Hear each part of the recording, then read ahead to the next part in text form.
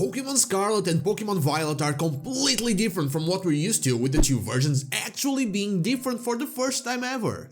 But I'm not convinced this isn't somehow related to the plot of the games themselves and not just a marketing thing, and I'm here to explain you why. So hey, I'm not so ace trainer, and what if there is another book? Let's get into it. The Scarlet Book and Violet Book are basically the life force of the Legends and the Way Home plots of Pokémon Scarlet and Pokémon Violet, and even after we are done with the game's story, still fuel all the questions we have regarding the future of Gen 9. There's the imagined Pokémon, the mysterious notes and plate, and also, of course, the likely third legendary, the Disk Pokémon. All of these things, and probably more we can't really read, make it so the fact that they are also different from version to version, just like the professors and the academy, feels more than just marketing and instead something that will end up being relevant. Also, let me just say that this was a very hard one to put into words, and thank you to Matthew and Sichan on Discord, because without them, I probably would have scrapped the whole video, so thank you so much. And let's carry on. Anyway, we find out through the games that Sada was obsessed with the Scarlet Book since she was a child and grew up wanting to see the things the book talked about, the ancient Pokémon. Turo, on the other hand, grew up obsessed with the Violet Book, hoping to one day see all those future Pokémon it talked about. This is the first important point, their obsession. In a game where it feels like reality can be manipulated by an entity, having such an obsession while playing with such powerful and unstable energy can bring catastrophic results. Like I discussed on this past video, I believe the Paradox Pokémon and likely a lot of the mysterious things in the crater like Herba Mystica are most likely fruits of these same obsessions, not just from them but also from the explorers of the Empire, for example, based on known things about the past and speculations about the future. But one very important thing is that when Heath entered the crater, he had no idea what he would find there, and he didn't enter it alone. We had everything from great scientists to amazing artists and skilled trainers. Their beliefs would vary. They all would be expecting to find something different inside the great crater of Paldea, and they would all influence what would be down there. Heath was most likely looking for a reason, an explanation to all that hidden fauna and flora, and that's why he ended up with a page that he seemingly wrote and that most likely provides insight on what is going on there, while others were fearing whatever the crater was hiding. Some could be fearing ancient creatures lost to time, while others feared incredibly advanced technology from the future. The imagined Pokémon, Paradox Suicune and Paradox Virizion, show us exactly that. It was not Heath that expected those, it was the artist. With that out of the way, let me just enter the crazy part. I believe Heath, on the same timeline, wrote both the Violet and the Scarlet books, and let me explain you why. When we are dealing with the AI professor at the endgame and they tell us to put the book, be it the Scarlet or Violet one, in the pedestal, they also reference the fact that both Turo and Sada love that specific volume ever since they were a child. The word volume is the word we should keep in mind. A volume is commonly used to refer to a book that is part of a bigger collection, and that's why I believe the Violet and Scarlet books are not standalones, but maybe part of a bigger collection. One that is comprised of 3 books. 2 of them are very well known to us, the Violet Book and the Scarlet Book, though I believe those books lack the explanation needed to actually understand them. They raise questions, though provide very little in the answers department. The fact that we don't have access to all the pages could mean that we simply don't see that part and it is actually there, like all things that Arvan said about the Herba Mystica, for example, but I find it hard to believe. Still, the lack of explanation might have been on purpose. That's because there are the parallels between the expedition and the journey to the center of the earth, plus the mention that Heath was not only a natural historian but also a skilled writer. Could the Scarlet and Violet books actually be a mix of reality and fiction? All the names of the Paradox Pokémon don't follow the usual naming conventions at all, being more like the names of monsters from a fiction book, and a natural historian could have easily just, named them.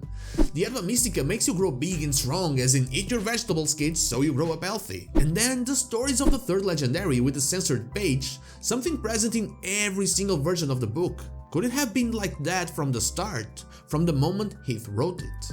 You might be questioning yourself, where am I going with this? And you'd be right by saying that there's not a lot of evidence supporting what I'm saying, besides the game telling you to question the story.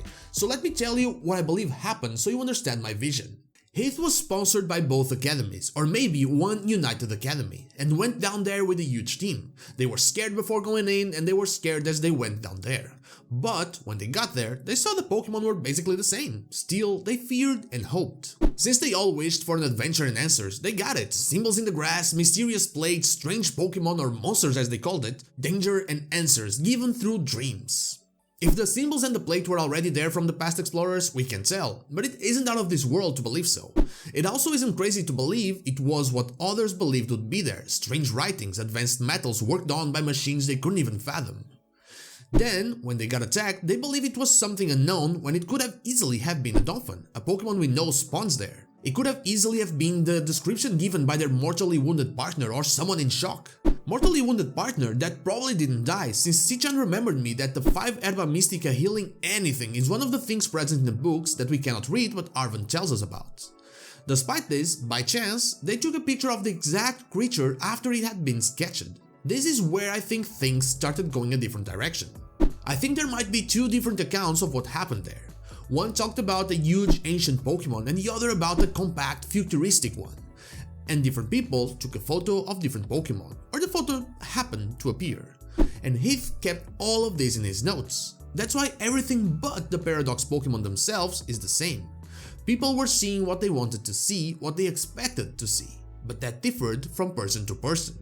When Heath got out, he wrote 3 books, one where he had all his accounts of what happened and then 2 different ones following the accounts of those who were with him. One was the Scarlet Book and the other the Violet Book. The Scarlet and Violet books were the ones that became famous, with the other one being overshadowed by them, though all the fantastical accounts basically discredit all they talked about, but that's not where it ended. There were more trips to Area Zero made by other people, one 140 years prior to the events of the games where they discovered terrestrialized Pokemon, and then there were labs constructed there 87 years prior. Interestingly enough, there are no accounts of these Pokemon being there. Why? Because the books were discredited, so the people that went down there expected or wished for different things. That was until 10 years prior when Sada and Turo went down there obsessed with their own version of the story. The quote-unquote time machine was built by both of them, since they say, and I quote, "Our time machine research has yielded a triumph." They were at least 2 working on it, and we know it is all after Clavel left the research since he knew nothing about the Pokemon. Still, I believe Sada saw a Pokemon from the past, Koraidon, because that's what she wanted to see, and Turo saw a Pokemon from the future, Miraidon, because that's what he wanted to see. And this is when things go crazy. They are messing with strange powers that can bend reality. Turnwish is real and they are giving it more power. It isn't stable, they said it themselves. Their obsessions come into play, one sees the other's way of thinking as a betrayal. They argue shortly after their child, Arven, is born and they wish they had never met them. And that's when reality breaks into 2. One where nothing related to the future paradox exists, and another where nothing related to the ancient paradox exists.